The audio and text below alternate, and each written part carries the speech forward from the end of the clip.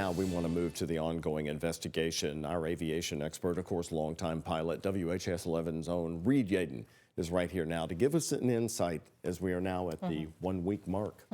Thanks for coming. Lots happened in 1 week, particularly with the investigation, all phase of it. It'll be continuing as we go on. Let's talk about one thing that became very clear.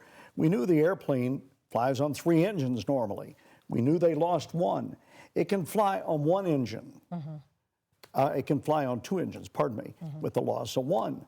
Well, it didn't fly, so that would indicate there's probably another engine there that developed a problem after the critical point of go, no-go. Got a piece of video, you've seen it a lot. I'm going to slow-mo this and then stop it at a critical point, because I believe the engine on the other wing went into a compressor stall. You can look at it there, and I'm going to run the video again very slow-mo, and you'll see a couple of flashes, white flashes. That's out of the other engine. That's the engine in compressor stall. The engine very well could be making metal as well. Now, here's the aircraft right at the point of rotating, VR, rotate. And that's a critical point, because at that point, you're going to fly. What do you mean by making metal? They're destroying itself. The fan blades coming apart in there, so on and so forth. Now, we have another piece of video I want to show you that just after he lifted off, he wasn't getting any lift. You would pull back on the wheel and set your attitude, and then the power will take you on up. Well, the power wasn't there, and we know what happened subsequently. Now, you may see a couple of flashes here. You got to look real careful. There we are. We highlighted one that you can find. And this video was probably shot from a half a mile away, at least, half or 3/4. If anybody has any more video that we've not seen, I'd like to see it. Please reach out and share it. But the plane lifts off, but he didn't go very far. He didn't get very high. Cleared the airport boundary, and that's about all they got. At that point, there were alarms going off in the airplane, the annunciator panel, all the lights were lighting up. But I believe that number 2 engine on the other side, on the other wing, was making metal. And what makes me think this? Because as they were going down the runway initially, and here's a jet engine, it's a very simple thing. Takes in air, and then it's compressed. Each one of those rotators there gets smaller and compresses the air, puts it in the combustion chamber and lights it off and makes thrust. So in this graphic, takes in the air from the right of your screen, moving to the left. Right. Now, what happens is that compressor, I believe, there's thousands of fans in there, little pieces of the fan, wings on the fan, if you will. When it comes apart, that metal is throwing everywhere.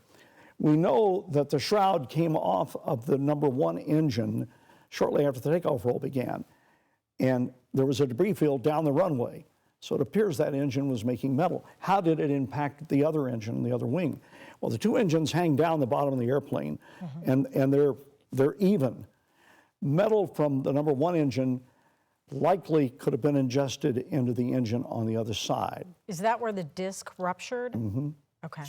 That's what would cause the compressor stall. It's your belief, and other experts we've had on in the past week believe the pilots did everything correct. Oh, there's no doubt. And you believe they were continuing still to try to accelerate to get lift, even though they got 100 feet in the air. They're saying, now bear in mind, all of this compressed down into a matter of seconds.